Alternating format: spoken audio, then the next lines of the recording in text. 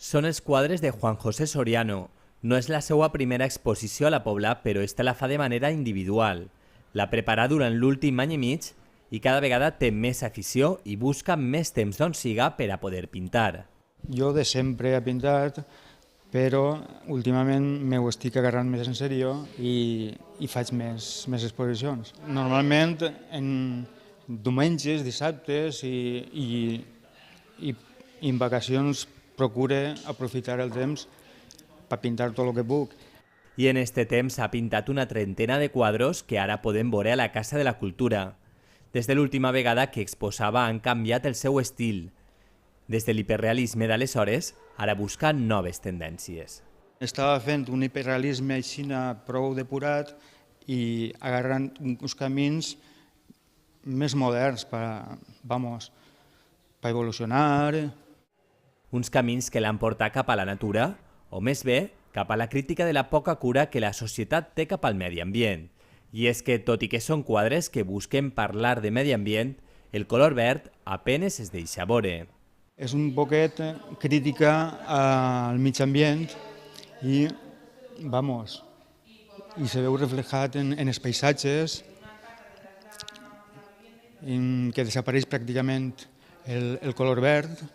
Un factor que destaca quan fem un recorregut per l'obra. La natura apareix sempre degradada.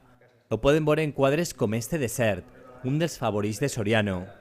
Jo buscava expressar el mig ambient, la depressió del mig ambient i tal, i vaig fer uns tonos, així contaminació del cel, la terra gritar i tal.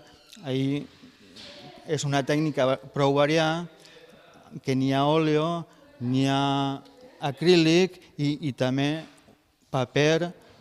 És una espècie de collage, mig collage, mescla, i ha quedat prou bé i representa el que jo volia.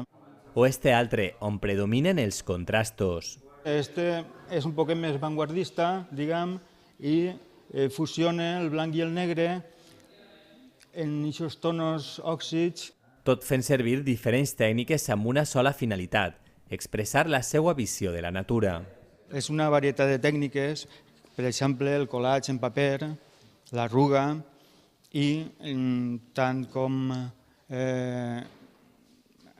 guaix, inclús óleo i acrílics, tot un tinglao de pintura que després causa un final prou elegant.